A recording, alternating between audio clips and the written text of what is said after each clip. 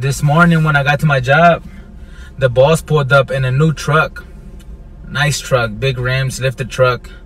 He gets off the truck and he tells me, "You like it?" I'm like, "Man, I love it. It's a beautiful truck."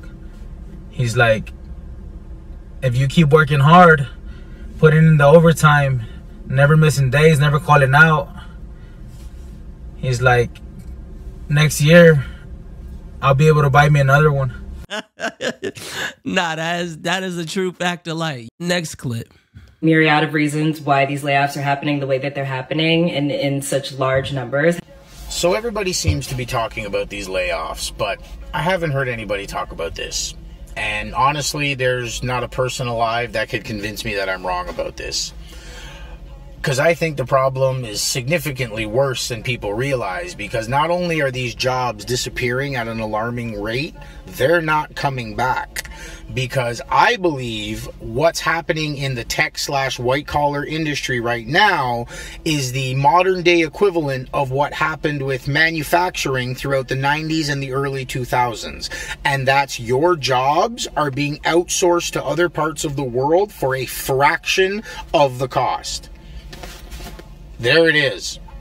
Now, I'm going to bring everybody down a little bit of a rabbit hole right now, but I promise you we're going to come out the other end together, all right? In 90 or 91, China joined the World Trade Organization, okay? The plan was they were going to sell stuff here, we were going to sell stuff over there, everybody wins, right? Fast forward 10, 15 years, we don't sell a goddamn thing over there. They sell everything over here. And here's the kicker.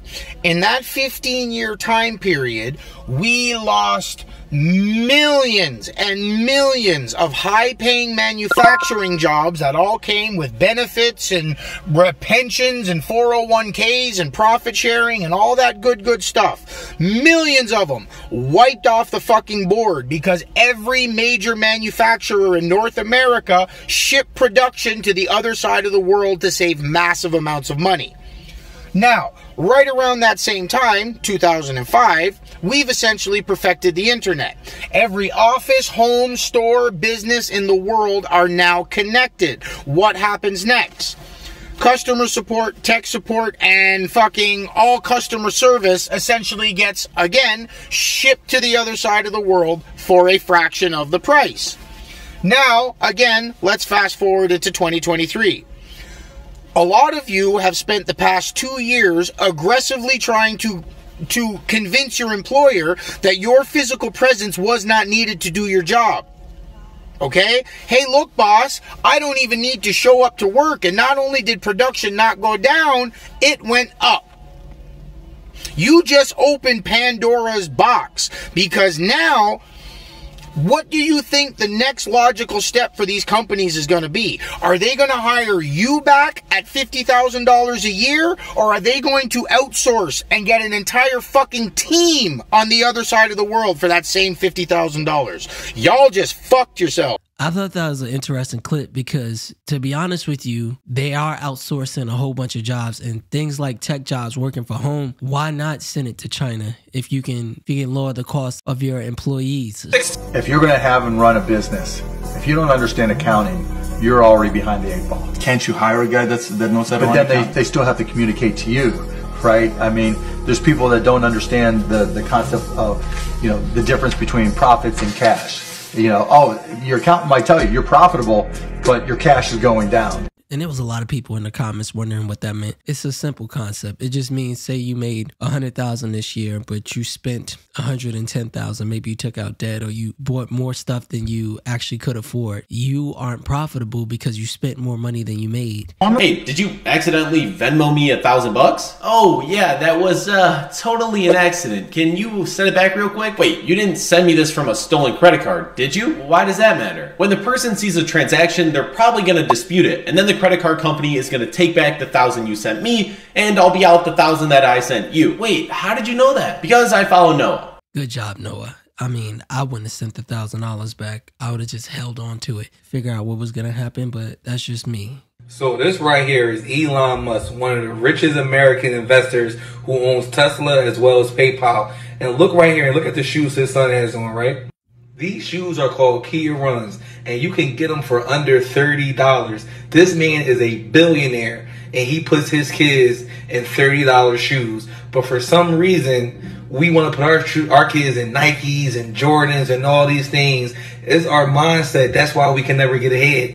I really dislike when people say that about rich people, because the truth is everybody has their own vices that they spend a ton of money on. Me personally, I don't really care about having the latest car or the latest sneakers, but as long as I look nice, that's all I care about. And for them, sure, Elon Musk might not spend $1,000 on some kids' sneakers, but I bet you that jacket probably cost $2,000-$3,000. I remember one time I was going to do a presentation and I forgot my tie. I went in Brooks Brothers. The ties cost $140. I wore the tie and took it back. Next clip.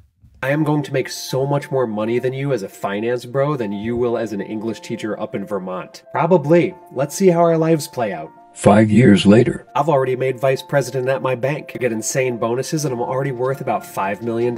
How's teaching up in Vermont going for you? Great. Every day I wake up and go for a walk with the dogs in the woods as we're watching the sun come up. Then I head to school where I get to chat with students about ideas all day long. I head home around 3 p.m. I get to be with my family, eat dinner with them, and then sit by the fire and read for the night. 20 years later.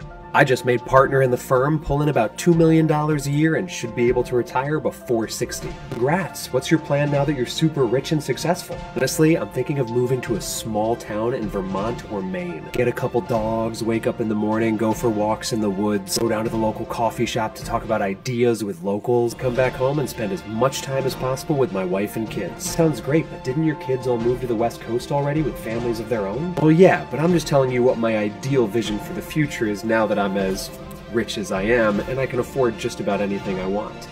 I guess that does sound pretty ideal. The womb from which you emerge determines your fate to an enormous degree for most of the 7 billion people in the world. Just in my own case, I was born in 1930. I had 2 sisters that have every bit the intelligence I have, every bit the drive, but they didn't have the same opportunities. Because you were a man. And I was white. So if I'd been black, my future would have been entirely different. If I'd been a female, my life would have been entirely different. Listen, Warren Buffett might have told a joke before, but he ain't never told a lie. The reason that the poor remain poor, the middle class remain middle class, and the upper class usually remain upper class is an interesting concept, because the thing about it is you just have more obstacles to climb, especially if you're poor in this country or if you look similar to me.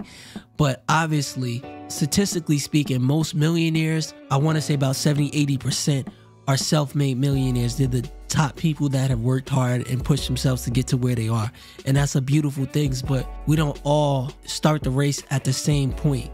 Like me personally, I had 2 parents and I grew up in an urban area, but nonetheless, I'm blessed to have 2 great parents that were able to raise me, help me get to college and get to where that I am today. So nonetheless, that's all I got for y'all. Hit the like, comment, share, subscribe, and I'm out.